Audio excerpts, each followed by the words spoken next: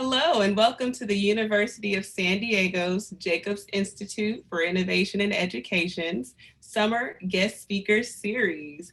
We are so happy that you can join us today. Please tell us hello in the chat and let us know where you're from. It's always good to have people across the world join us. And I know some of you are on vacation and we'll check this out later on. And either way, we like to welcome you and happy that you could view this wonderful presentation that we're going to have today. We are so delighted to have Dr. Lori Elliott with us, and she will be presenting on the topic, Power Up Your PBL, Project-Based Learning and Technology. And before she gets started, I'd like to share with you a brief bio and background about her.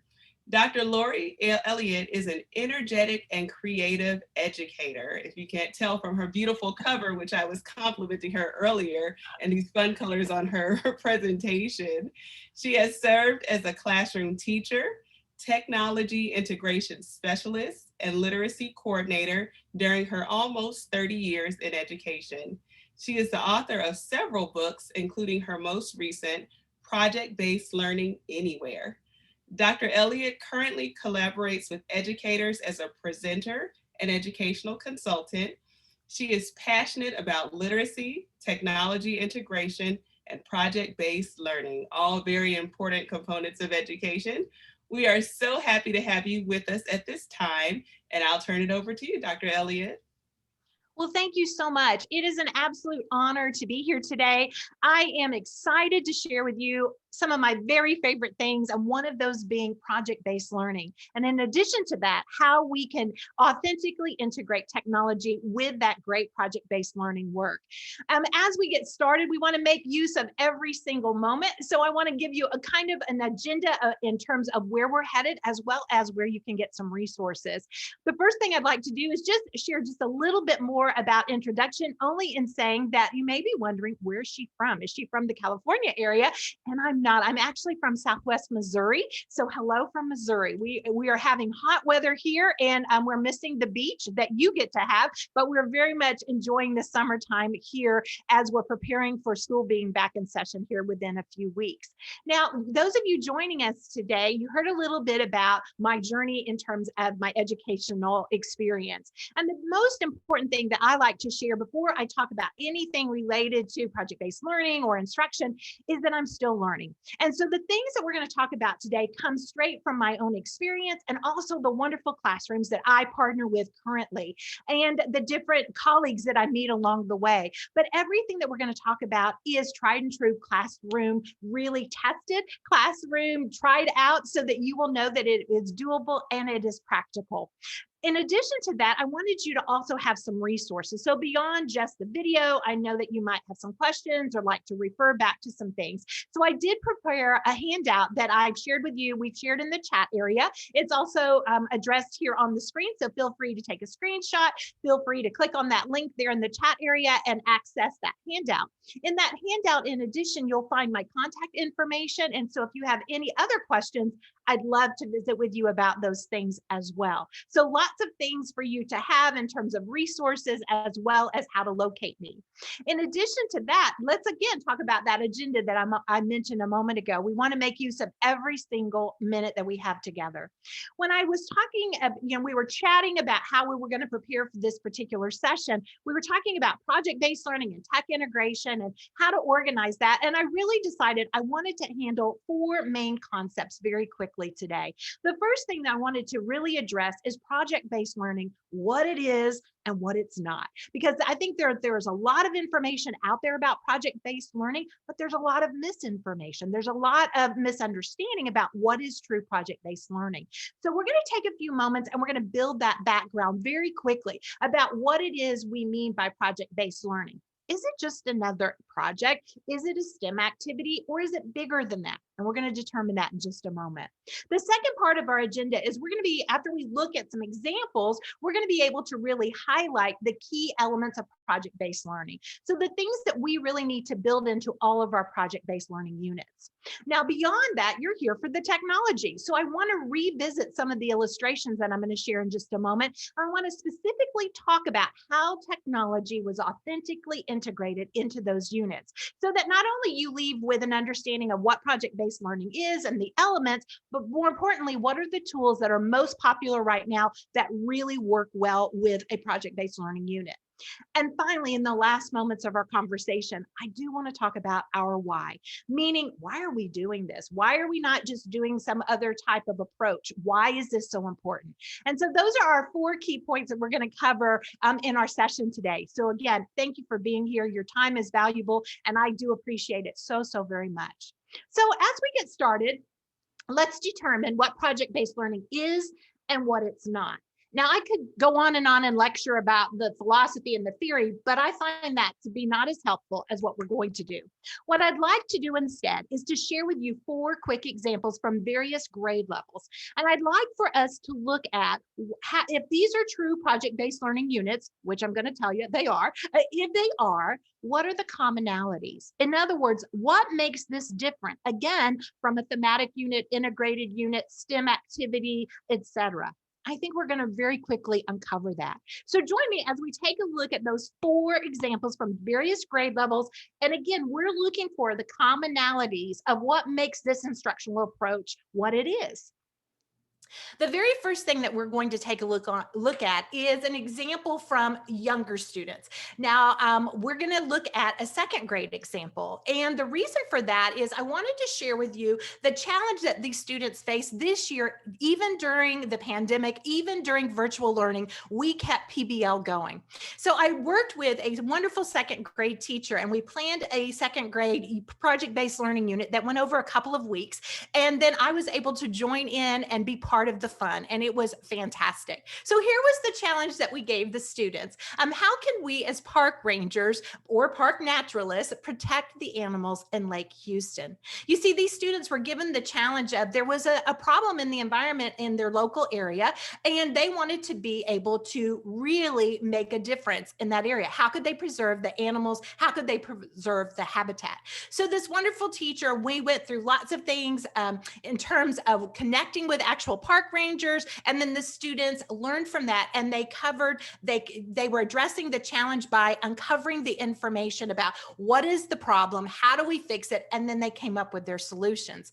And in this example, we had to do all of this through Zoom, and it worked beautifully. So in this particular picture that you see on the screen, this is myself and the teacher, and we were doing our check-ins with the different students, checking in on how their research was going and how their projects were going, and were they ready to share all of those good things. So even in second grade, we can have a real audience for our work, because as the students created those projects, as they created their solutions, they were sharing those with actual park rangers and conservationists at the end of the couple of weeks. It's really a wonderful, wonderful experience.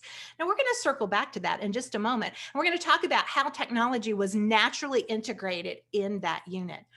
So here's the first example that we notice even in the elementary grades. Well, what's another example of project-based learning? I want you to join me to visit a little bit higher level grade. So this is 6th graders, and the 5th and 6th graders at this particular school are very much involved with a gardening project-based learning, not only unit, but a year-long focus. And in this particular school, they are very impressive. This is one of my local schools, where I actually taught in this district for many, many years, and many of my colleagues still teach there, and they actually do this particular unit. And so when I visit there and talk to those teachers, it's so impressive that they started with just a plot of land, and they wanted to challenge the kids about 5 years ago to grow enough produce so that they could provide food to the local community food bank. They were very successful with that. They have since grown that to where they have hydroponics, they have a greenhouse, And what you see in front of you is they actually have a farmer's market. So at various times throughout the year, not only are they creating enough product and growing enough product to share with those in need, but they actually sell the extra so that they can support their programming. And at this particular school, now all the grade levels are involved, and they raise chickens, and they have the farmers market, and they make products, and all of that is to help the community, and also then to continue to help them, sustain their own PBL programming. So this is an elementary school. In particular, the farmers market is run by those 5th and 6th grade students. Again, we'll circle back and we'll see how technology plays. How does technology play into a project where you're growing things and you're gardening? I'll show you how they make use of that. All right, let's take a look at the third example. The third example is really fantastic. This is a global collaboration project, and this is taking place various times throughout the year, but I just chose one of these great examples to share with you. What's happening here? Well, the students in classrooms in various locations are literally around the globe are given a challenge. And in this particular challenge, they were given the challenge to learn about their local area and the landmarks and the products that were being grown there, and teach that to someone from a very different location. So these boys that you see in front of you are from Australia, and they partnered up with students that lived in Iran, and they collaborated together to teach one another about their landmarks and their products. And then the way that they did that is through technology. Obviously, being that far away, that was the only way to make that happen. They did that through use of 3D printing. And so the 3D printing opportunity came about so that the students use software, I'll discuss in a moment, and they learned about their landmarks, they learned about their products, they created things in 3D, and they shared the files so that the Australian children printed the files from Iran, and the Iranian children printed the things from Australia, and then they went online and taught each other about those locations and about the things that they had created. Now, we do various other types of global challenges through the vehicle I'm going to share with you in a moment, but it is so exciting to see kids from around the globe collaborating and doing really meaningful things with one another. What else do we have? So I wanted to then take a high school example. Again, in each of these, we're looking for commonalities. What are we noticing about each of these project-based learning units? Well, in the high school level, this is from Humboldt, Texas. Humboldt, Texas has an incredible program going on at their high school. There's 2 high schools involved, and they're literally building tiny houses. They're not just drawing them. They're not just making models of them. They are actually building them for veterans. And so the high school classes are working together within several organizations in the local community, and they're creating these various tiny homes that are actually move-inable, that they can move in, and veterans are living there. I thought you might want to have a closer look. So let's take a look at what's happening in Humboldt. Veterans, they are building tiny homes for those homeless heroes. It's not just an act of kindness, it is also being used as a teaching tool. KPRC2's Vincent Crivelli joining us now live from Humboldt with this incredible story. Vince, good morning. Andy, good morning. This was quite the collaboration. Let me give you guys a quick tour. Kingwood Park High School students worked on this tiny home, which includes a bedroom, a kitchen, and much more. Their hard work coming to fruition for a great cause. Today, U.S. Air Force veteran Jeffrey Jacobs toured his future home that's currently under construction at Kingwood Park High School. Service is the heart of our school, and this project just symbolizes all of that. The home was designed by Kingwood Park High School senior Parker Ryan. Ryan and about a dozen other of his classmates have worked on the home since November. Getting to see my drawings come into reality have really been eye-opening for me and really helped me decide what career I plan to pursue. Senior Garrett Estes showed us around the 200-square-foot home. Hey, I'm a little kitchen. I'll have a microwave, mini fridge. The home features a modern design which includes air conditioning and heating. Most kids don't get to do this. I mean, we're grateful for our sponsors. We're grateful for all the money we receive from donors, because without that, we'd be nothing. But Estes says what he appreciates most is giving back to a hero who served our country. It brings that feeling in your heart. I mean, it's like nothing else. This morning, students wrote notes of thanks and gratitude to Jacobs, who gets the home in about a month. Once complete, the home will be taken to Liberty County, and it should be noted more Humble ISD students from Summer Creek High School are working on a similar project for another veteran. Reporting live from Kingwood Park High School, Vincent Crivelli, KPRC 2 News. So wonderful. So I wanted to take you on a quick journey of different project-based learning units. And we observed very, very quickly from our youngest learners who were trying to figure out how do we make our habitat around our Lake Houston better and take care of those animals, to we have the students who shared across the world. And then we had the gardening group of students who were creating things and providing products for those in their community. And here we have something very large where we're actually building homes for veterans. But you know, whether it was those projects or similar projects, there are some key must-haves. And so as you were processing that and doing, you know, that observation there, you were probably starting to notice that the commonalities here. Here's where we really get to see how project-based learning is different from other types of instructional practices. My journey with project-based learning has been almost 30 years. It has been something that I've been doing from the very beginning of my teaching. And when I was a young teacher, I'll be honest, I didn't know exactly that's what it was called. I just knew if students could live it, they will learn it and they will love it. And obviously we've gotten better and we've learned more along the years, but these key elements have always remained true. It isn't that I teach everything in this particular format or that every teacher should teach everything this way, but for key standards and clusters of standards, we find this to be extremely powerful. So what were the must-haves, if you will, that we can establish here very quickly that really shares with us this is different than just giving kids an at-home project? The first thing I hope that you'll notice is that in every one of those situations, it is standards-based. Every one of those instructors, myself, whether it was I was collaborating with the teachers or the teachers were carrying on the work or doing their own good work, they realized that I already have standards I must teach. What's the most real world way for students to learn that? I think that's a huge relief for educators when we recognize it's not in addition to our curriculum, it is how this particular set of curriculum is taught. The second thing is that all of our project-based learning units start with an essential question. So I started with the second grade example. You got a little peek at an essential question there because it is important. It frames our work. That is the student-friendly question that helps them to know where are we going and what's the role that we have. The third thing you'll notice about project-based learning, I hope you picked up, it was very easy to see, very real world. And what was real world to a second grader is somewhat different than the high schoolers, but that's appropriate. So we want authentic real world situations and projects and problems for students to wrestle with in project-based learning. Nothing imaginary, everything very, very much authentic.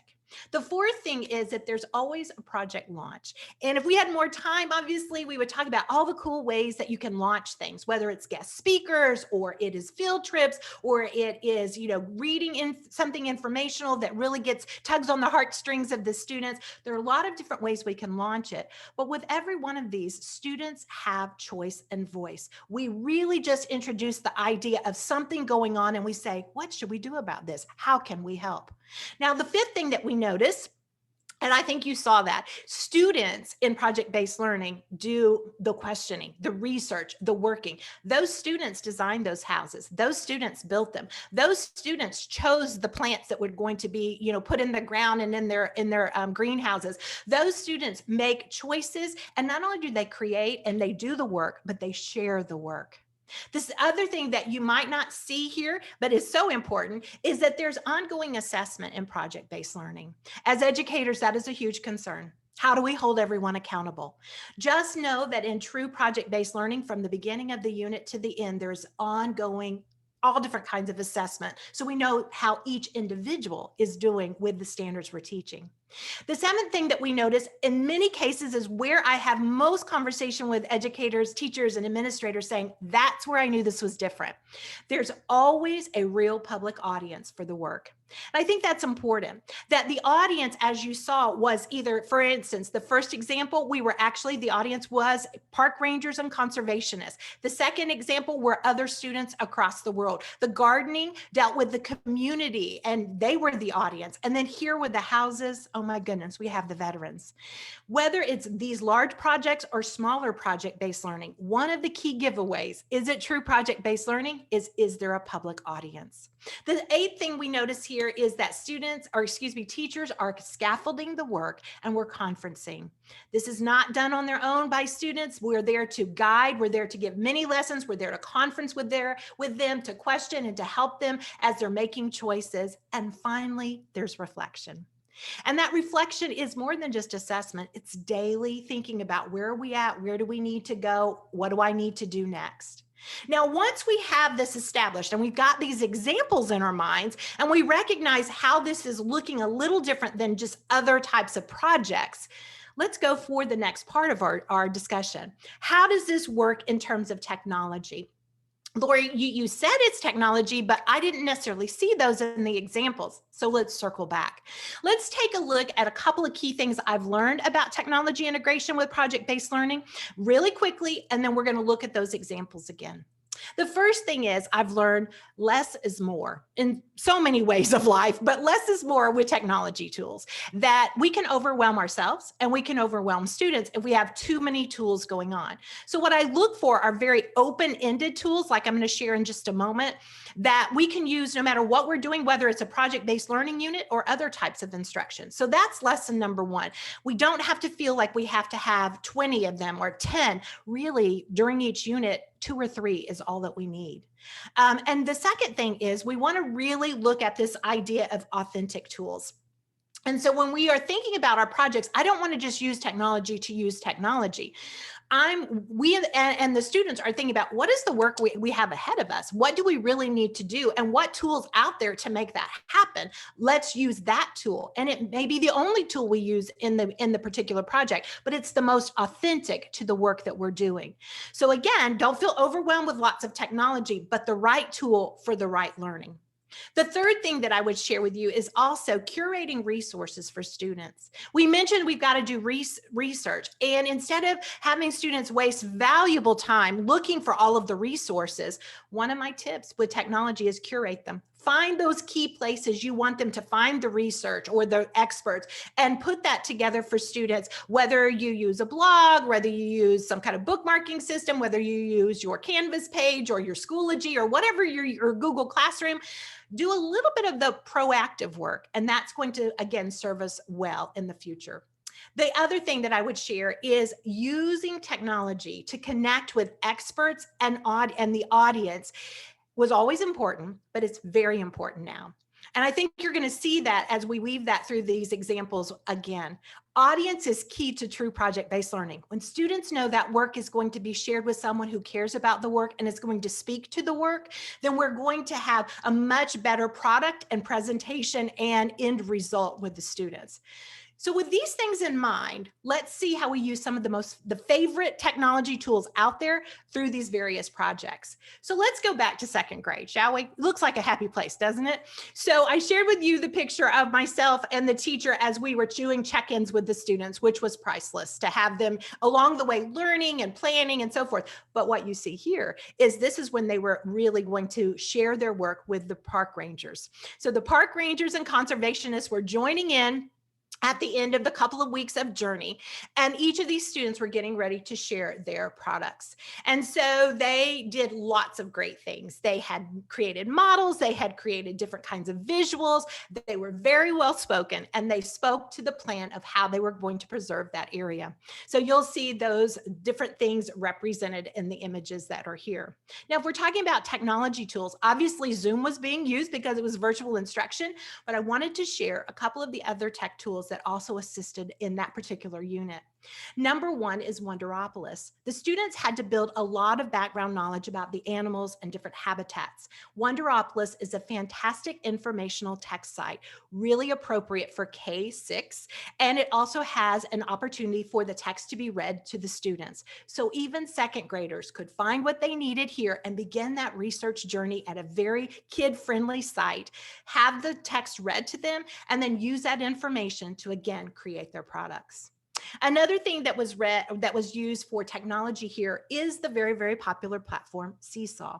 So along the way, you'll notice that we mentioned check-in. So we checked in with the students, obviously through Zoom, but in addition to that, the students were using their Seesaw accounts to post their plans, to post their reflections, to post their designs, to post their little videos of their presentations as they were practicing, so that the teacher could look in, check in, and make sure those things were going well, and then again address those when they had their live conversations. So even with second graders, the tools were very, very important. They were powerful. Seesaw, Zoom, and Wonderopolis served as a really good, wonderful places for those kids to not only get information, but to create that type of product that they needed to have. The next thing we want to take a look at would be the gardening example. And you say, how in the world is a gardening thing do you use technology? I want to share a couple of things. So one of the missions here is to create, to grow those products, to share with the community, but you got to get the word out to the community. So the most authentic way to do that was for the students to use different tech tools to get the word out. One of the tech tools that is one of our favorites to use for this kind of thing is Adobe Spark. And Adobe Spark is fantastic because students can create lots of things here. But in one particular thing is they can create basically what looks like a website or a blog. And that's really fantastic because you can post those websites, you can post those blogs and share that with an audience. And so people can learn more about your event. In addition to that, we did use that particular school. They also use their social media, and the students decide what should be shared. And when they have their farmers market days, they can put their links there, they can put their information there, and they can share out using social media. You see, for gardening, that makes sense. That's the most authentic way to use that technology. In addition to researching and finding out about plants and the soil, etc., but just creating things using Adobe Spark and using their social media channels to get the word out to their audience is really, really important. Very quickly, we talked about that the students around the world that were creating things. You say, well, they were doing 3D printing. What did they use? Well, I wanted to introduce you to the tool that they were using and the wonderful organization that organizes the global collaborations. That is called Makers Empire. If you are interested in your students collaborating with schools across the world, or if you're interested in design process or 3D printing or PBL, I got it all covered for you here with Makers Empire. Makers Empire is an app that is created for pre-K 8th grade students where they can do 3D design. And in that 3D design, they can take their ideas and they can create it. And if they have opportunity to print it, they certainly can print it. But if not, they can just create those and share with just the visuals that they have created and create videos within Makers Empire to share the things that they've worked on. So the main focus of this particular project, Global Collaboration, was the 3D printing by Makers Empire. And I highly encourage you to check them out. Lots of free resources for teachers.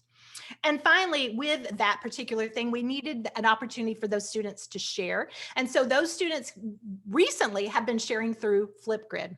So Flipgrid is a video-based platform many of you know of, and it has served well for the sharing piece of project-based learning. So the students would share their Flipgrids with one another, and they could see things in motion, and they could also do their final presentations, again, for a real audience.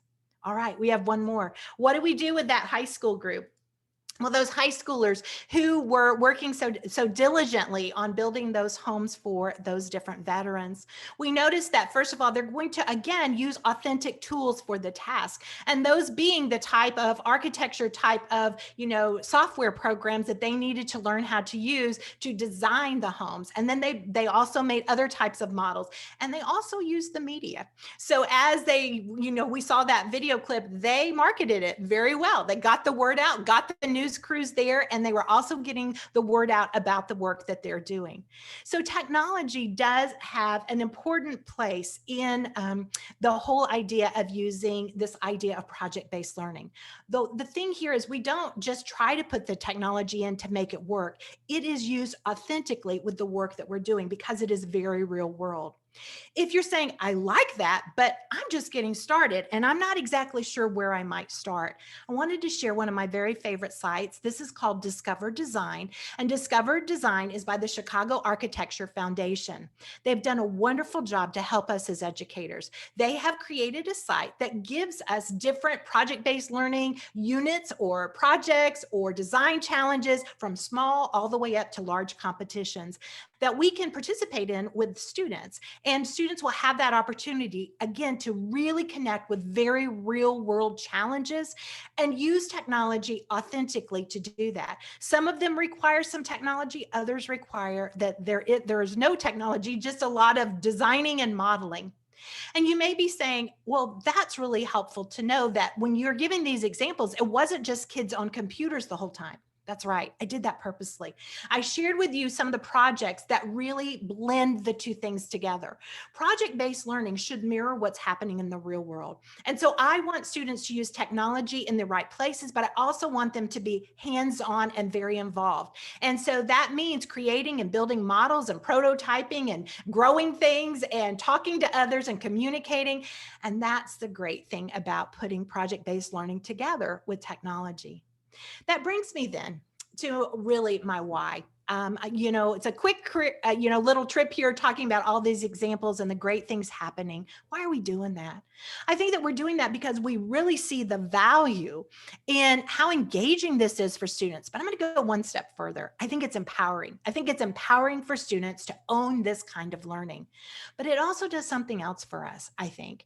It really helps us to develop the type of skills that students are going to need when they leave the classroom. Even if they leave the classroom at the end of the day and go to an extra job or just problem solve when they get home. And here's something I like to think about. What is it that we see currently as the top skills that employers are looking for? And when I take a look at this recent survey by the Future of Jobs report from 2020, and I start thinking about project-based learning and the things that we've talked about here and how technology was authentically used, I begin to check those off. And I say, those are the skills. This is my why. Not only is it engaging and empowering for students, not only do I teach the standards that I need to teach, but take a look at what we're doing to help them prepare for the real world.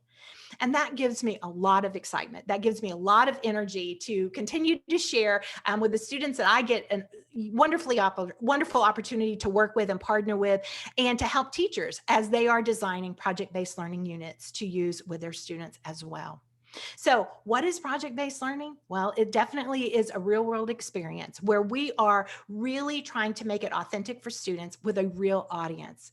What do we get out of that? We prepare students for what the real world feels like. They live in the real world. It's with them all the time. We're just providing an opportunity that's a little bit different for them to think differently, for them to collaborate, for them to communicate, and for them to be creative.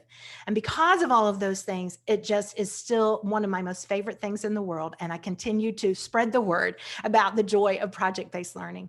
If you want to know more about project-based learning, this is my latest book, and that's not why I'm here, but I did want to mention it because you may have some questions. And this is Project-Based Learning Anywhere. It came out in January, and it does include some information about how do we do it if we have to go virtual, because I think that is a big part of who we are now. And so it really puts together it from the aspect of not only the project-based learning piece, but the tech piece and what happens if we teach hybrid or virtual or face-to-face. So I hope that you find that helpful.